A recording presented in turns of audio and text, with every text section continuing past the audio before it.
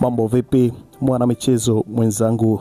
Ni wakati mwingine mzuri kabisa tunakutana hapa kuyatazama yale ya kimichezo ambayo yameendelea kugonga vichwa vya habari sana huko katika mitandao ya kijamii. Na sisi kama ilivyo kawaida yetu, kama ilivyo kawaida, ni kuhakikisha kwamba tunakuletea taarifa za kimichezo ambazo zinakujia kila siku hapa katika TV yako pendwa ya HNT Media, ambayo inakuletea taarifa hizi ambazo tunakuletea hapa kila siku. Cha kukusihi wewe ni kuhakikisha kwamba unasalilika nasi sako kwa bako ili uweze kujua taarifa hizi na uweze kujua nini kilicho happening kunako klabu yako pendwa ya Young Africans.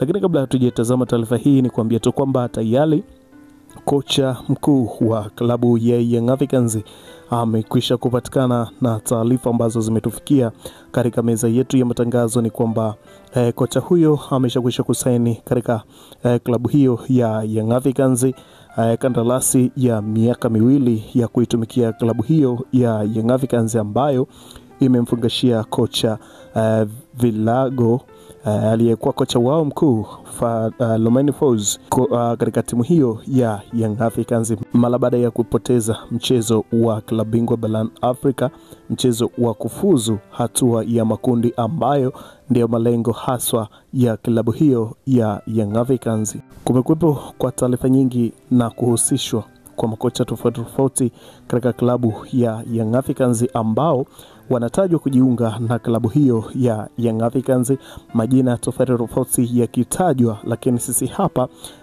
tayari taarifa nzima tunayo hapa. Lakini kabla hatujaitazama taarifa hii, ni kukaribisha tena kwa mara nyingine kwa wewe ambaye ndo kwanza ni mara yako ya kwanza unajiunga nasi. Basi nikwambie umepitwa na taarifa zetu nyingi sana, ili sasa usiendelee kupitwa na taarifa zetu. Hakikisha kwamba unabonyeza maandishi ambayo yameandikwa subscribe hapo chini ya video, lakini pia usisahau kubonyeza alama ya kengele itakayojitokeza pembeni hapo. Kwa kufanya hivyo kutakufanya wewe uwe wa kwanza kupata taarifa zetu tunazokuletea kila siku hapa. Kwa kufanya hivyo kutakufanya wewe uwe wa kwanza kupata taarifa zetu ambazo tunakuletea hapa kila siku katika TV yako ya HNT Media.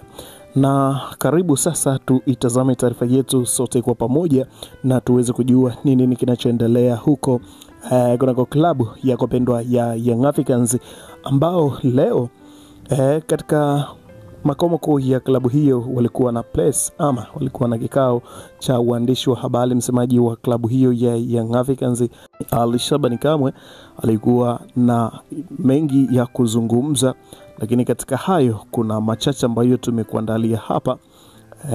Akizungumzia, wengi wamekuwa wakiniuliza kuhusiana na kocha mpya. Niwaeleze tu uongozi wa klabu ya Young Africans tayari umeshakwisha kufanya mchakato mzuri wa kumpata kocha mpya ndani ya klabu yetu ya Young Africans. Tutakwenda kukamilisha mchakato huo na kumtangaza hivi karibuni.